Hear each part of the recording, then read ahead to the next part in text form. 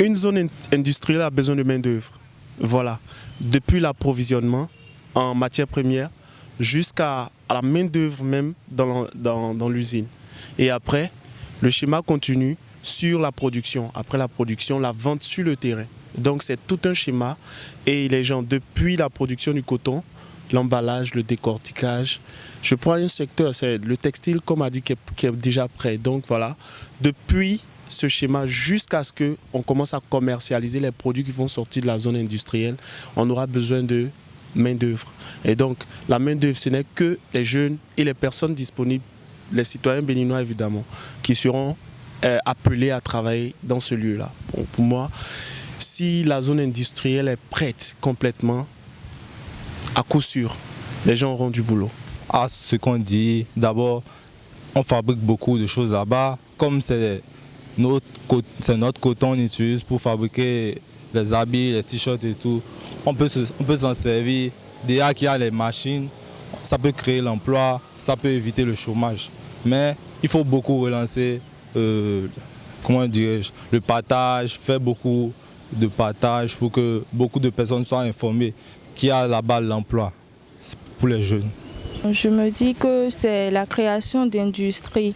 Pour le fonctionnement des industries, il y aura forcément besoin de main-d'œuvre. Ils vont lancer des appels d'offres. Ça va réduire un tant soit peu le taux de chômage parce qu'il y aura des chômeurs qui iront travailler là-bas.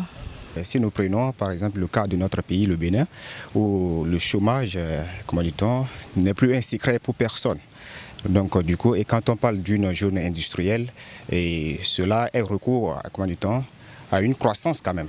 D'ailleurs, quand on parle d'une entreprise qui fabrique des produits, cette entreprise aura forcément besoin des jeunes. Et étant donné que, bon, on a eu la chance que cette entreprise est plantée au Bénin, précisément à Glodjibé, bon, c'est aussi une chance pour la jeunesse béninoise. Donc je dirais tout simplement que bon, c'est une solution et que cette solution soit quand même à long terme.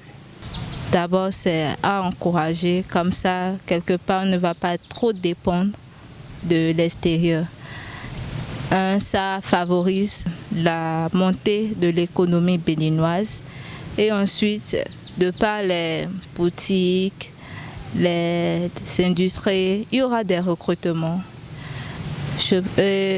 Si quelqu'un se trouve dans le profil, pourra postuler et je pense qu'il pourra être recruté. Et comme ça, une personne recrutée, c'est un chômage qui a été banni. C'est un facteur qui peut réduire vraiment le taux de chômage au Bénin. Parce que cette zone industrielle, quand nous prenons d'abord au début, à commencer par la construction d'abord, ça va permettre à ceux qui ont appris quelque chose, un métier dans ce domaine de construction, par exemple des maçons, des plombiers, etc., de pouvoir aussi, et qui ne trouvaient pas de marché, de pouvoir s'exercer dans cette zone-là pour pouvoir trouver quelque chose. Et aussi les dames qui ont l'habitude de vendre, ça va leur permettre aussi de mettre quelque chose en place qu'elles vont préparer et revendre à ceux qui sont des travailleurs sur le chantier. Et quand nous allons au-delà de cela, les jeunes qui ont travaillé ou bien qui ont étudié dans le domaine industriel et qui ne trouvaient pas quelque chose à faire, qui sont à la maison, ça va leur permettre aussi d'être recrutés là, selon leurs capacités et ce qu'ils ont et leur savoir-faire.